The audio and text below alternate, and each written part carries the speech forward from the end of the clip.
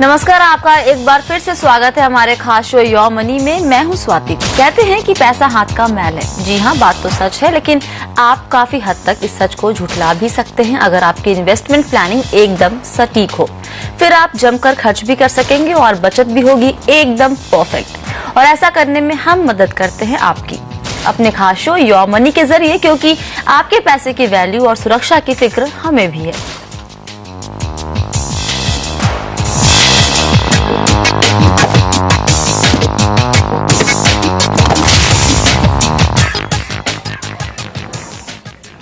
Your money में आज हम फोकस करने वाले हैं म्यूचुअल फंड से जुड़ी आपकी परेशानियों पर, और आपके सवालों के जवाब देने के लिए हमारे साथ है हमारे खास मेहमान investonline.in के MD अभिनव एंग्लिश। अभिनव, स्वागत है हमारे शो में आपका।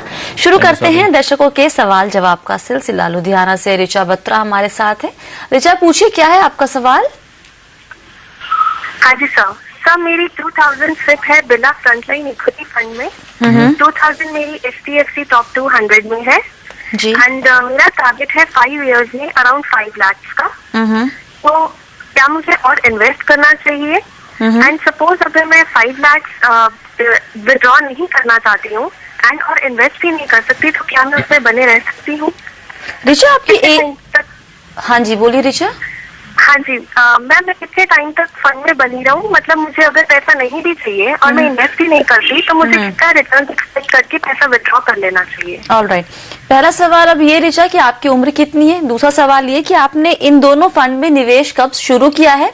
और तीसरा सवाल ये आपके लिए कि अगर आपको वो टारगेट चाहिए अपना, जो आप बोल रही 5 लाख रुपए चाहिए होंगे आपको, उसके लिए कुछ एक्स्ट्रा निवेश करना अगर पड़े तो आप कितना और निवेश कर सकती हैं?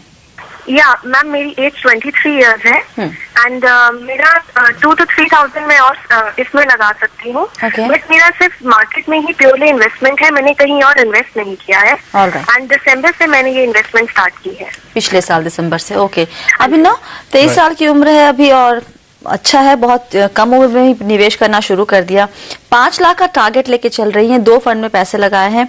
क्या लगता है इनका जो टारगेट है वो पूरा हो पाएगा या नहीं, अगर वो कुछ और पैसे भी निवेश करती हैं तो? देखिए, दोनों फंड्स फ्रंट रनर फंड्स हैं, बिरला और HDFC दोनों।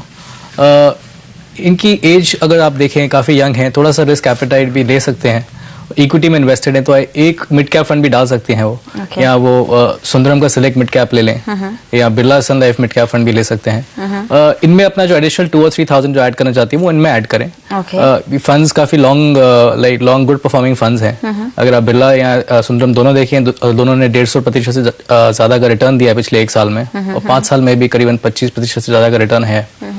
हालांकि 5 लाख रुपए फिलहाल जो 4,000 रुपए डाल रहे हैं उसमें से आपको 5 साल बाद 5 लाख का कॉर्पस बना थोड़ा मुश्किल होगा। पर अगर वो 6 से 7,000 के बीच में डालें, और अगर एवरेज रिटर्न अगर आप 12% का भी पकड़ें, तो उनका ये टारगेट अचीव हो सकता है। उनका दूसरा सवाल था कि वो क्या इन्वेस्टेड रहें या विड्रॉ करें। आइडियली उनको अपने गोल सेट करने चाहिए कि उनको 5 साल बाद उनको एक्स अमाउंट चाहिए, तो किस चीज के लिए चाहिए। कभी बोलते हैं मेरे को नए घर के लिए चाहिए, या मेरे को ट्रिप अब्रॉड के लिए चाहिए, जो भी उनका रिक्वायरमेंट है उसके बेसिस पे वो अपनी प्लानिंग कर सकते हैं। और अकॉर्डिंगली अगर फंड्स की जरूरत नहीं है तो वो इन्वेस्टेड रह सकते हैं, और continue the investment as long as you can. Alright, तो इनको अगर लेकिन अगर 5 लाख का कॉर्पस चाहिए तो उनको 2 से 3,000 और एक्स्ट्रा निवेश करने पड़ेंगे। 6 से 7,000 तक का एवरेज पकड़ के चलें। अभी 4 निवेश कर रही हैं ऑलमोस्ट, तो उनको और 3,000 एक्स्ट्रा और मिड कैप फंड में अगर वो डाल सके। ऋचा, आपकी सलाह यही रहेगी, अगर आप चाहती हैं वो 5 लाख का कॉर्पस अपने पास, तो आप मिड कैप फंड की तरफ भी देख सकती है। आपकी एज बहुत ज्यादा नहीं है, 23 साल, एकदम यंग एज में आपने निवेश करना शुरू किया, बहुत अच्छी बात है। मिड कैप फंड्स को आप चेक कर सकती हैं, बिरला सन लाइफ मिड कैप फंड और Sundaram select mid cap fund, इनको आप चेक कर सकती हैं। लेते हैं दूसरे दर्शक का सवाल। सिलीगुड़ी से संजय नंदी हमारे साथ है। संजय, पूछिए, क्या जानना है आपको?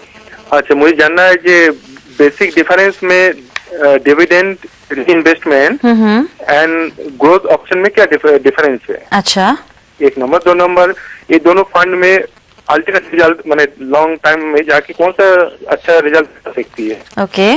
और नंबर 2 है, जब शेयर बाजार नीचे आ जाती है तब मेरा जो हाउस मैनेजमेंट जो है, फंड मैनेजमेंट जो उसे मैनेज करते हैं। ओके। और 2 करोड़ मेरा जो कॉर्पस पाने के लिए विदिन 20 इयर्स, हम जो आपको जो म्यूचुअल फंड का वो भेजे थे, उसके हिसाब से मेरा 2 करोड़ का होगा कि नहीं वो जानकारी जाना चाहिए था। ऑल राइट, ठीक है।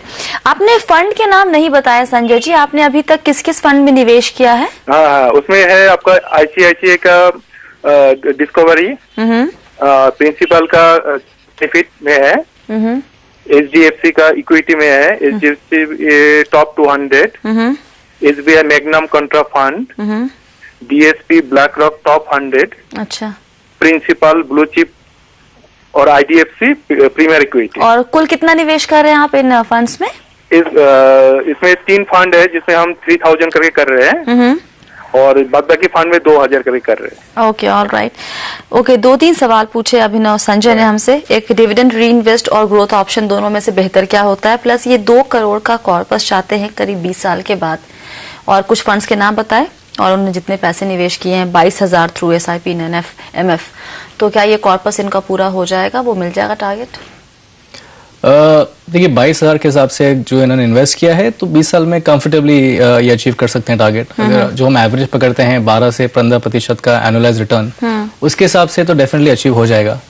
हालांकि इन्होंने फंड्स काफी चूज करे हुए हैं, जनरली इतने फंड्स लेने की जरूरत पड़ती नहीं है। मैं ये नहीं कर रहा हूँ कि एक फंड अच्छा है या खराब है, चॉइस ऑफ फंड्स अच्छे हैं, अच्छे फंड हाउसेस हैं, वो अपना पोर्टफोलियो रिड्यूस करके 3 से 4 फंड मैक्सिमम रहे तो अच्छा है। ओके, 1 2 इज जो री इन्वेस्ट और ग्रोथ की बात कर रहे हैं, बेसिकली टेक्निकली दोनों का रिटर्न इवेंचुअली ऑलमोस्ट सिमिलर रहता है। री इन्वेस्ट आइडली जो डिविडेंड्स फंड डिक्लेयर करती है वो आपके पोर्टफोलियो में ऐड करके आपका एडिशनल यूनिट्स अलॉट करती है, और ग्रोथ में आपको जनरली NAV ग्रो होता रहता है, वैल्यू वाइज इवेंचुअली सेम रहता है।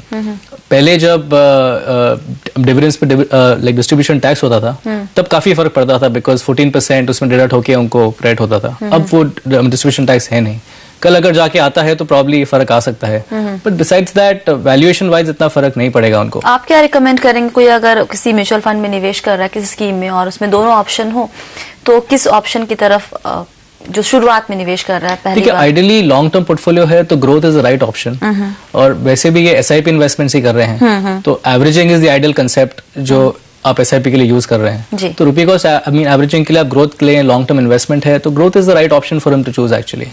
ऑल राइट, तो मतलब इनका जो 20 साल में टारगेट है 2 करोड़ का वो तो पूरा हो जाएगा, लेकिन इतने सारे जो आपने करीब 8-9 म्यूचुअल फंड्स के नाम बताए हैं आपने संजय जी, आप उसको कम कर सकते हैं, 3, 4 या 5 तक उसको लिमिट कर सकते हैं।